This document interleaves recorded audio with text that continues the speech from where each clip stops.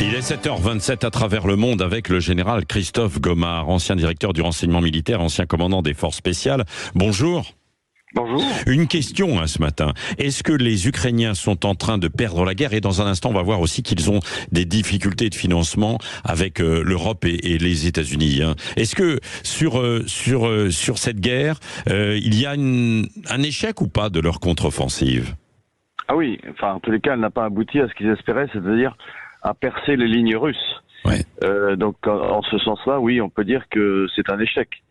En fait, on a bien vu depuis le début, si vous voulez, que les Ukrainiens étaient très forts en termes de subsidiarité, c'est-à-dire qu'au niveau de la section, de la compagnie, ils se battaient très très bien. Mener une contre-offensive avec plusieurs brigades, voire divisions, c'est quelque chose de compliqué.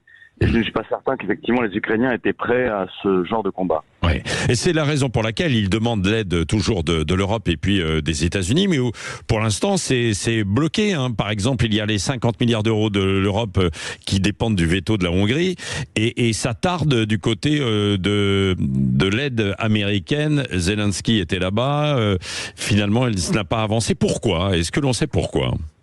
Alors, si c'était débloqué, il n'aurait pas l'argent tout de suite parce que oui, ça met un peu de temps et puis le temps que le matériel arrive, ça met également du temps. Donc en fait, pour l'instant, il bénéficie toujours d'un apport qui a été voté avant. Et de fait, il manque cruellement de munitions, mais j'allais dire c'est lié à notre propre capacité occidentale de production de ces munitions.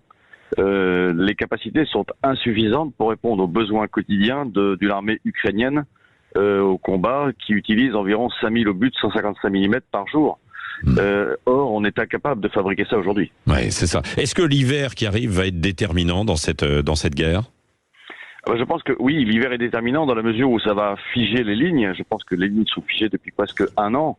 Alors ça avance de part et d'autre légèrement de quelques centaines de mètres, mais pas beaucoup plus, où ça recule de cette même distance.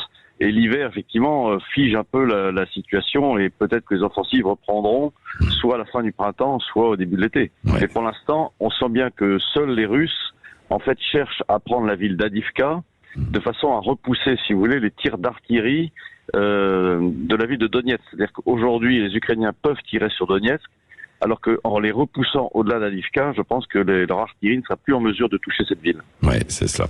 Merci beaucoup, général Christophe Gomard, d'avoir répondu à nos questions sur ce conflit, cette guerre qui est dans une situation difficile, en tout cas pour les Ukrainiens face aux Russes.